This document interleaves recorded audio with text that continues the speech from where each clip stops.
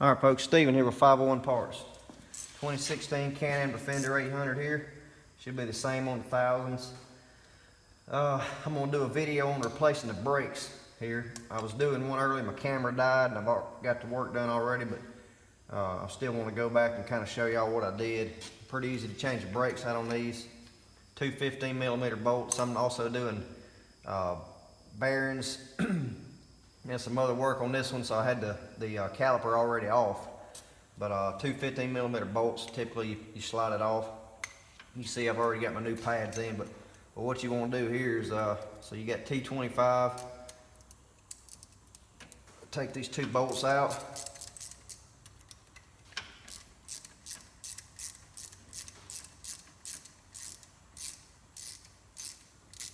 Your new brake pads will usually come with new bolts to go in here. These are those race-driven pads. I've had pretty decent luck with them. I mean, I ain't found a pad that's gonna last a whole long time in the mud and everything, but you kind of grab out with your thumb and pull that rod out.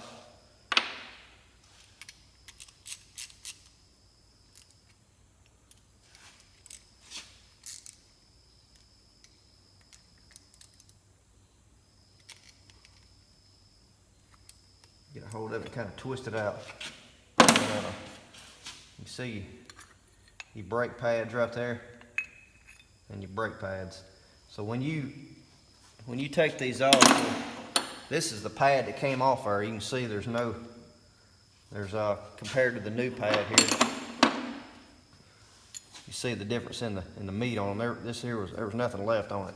That's what come out. So when you get these, when you take these off, these two pistons, they're going to be extended out a lot further. And what you're going to have to do is put your old pad back in there. Let me go get my tool, what I use. So what I use for this is a pair of, I call them C-clamp vice grips. So you got to press these pistons back in. If not, if you don't press them back in, once you put your new pads in, you ain't gonna be able to fit your brake pad, be able to fit the caliper over the disc.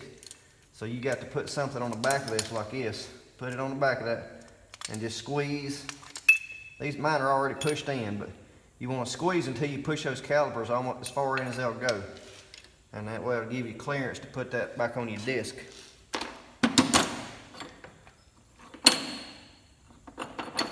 So putting them back on, going back in with my new pads. The little short one there goes to the back, and the one with the little finger on it there goes on there, and it goes on that right there. And another thing I forgot to mention, if you look down in here, make sure that ain't full of mud and everything. If it is, there's a little leaf in mine, but if it's full of mud and all, take you some compressed air, screwdriver or something, and get all that mess out of there.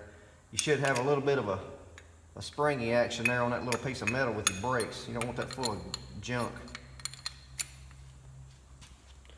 And also I'll take some anti-seize and put on these bolts before you put them back in.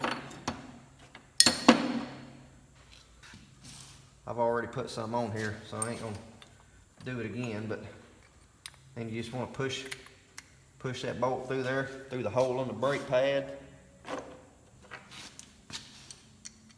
Push that one through there till it snaps in. I'm gonna tighten them up.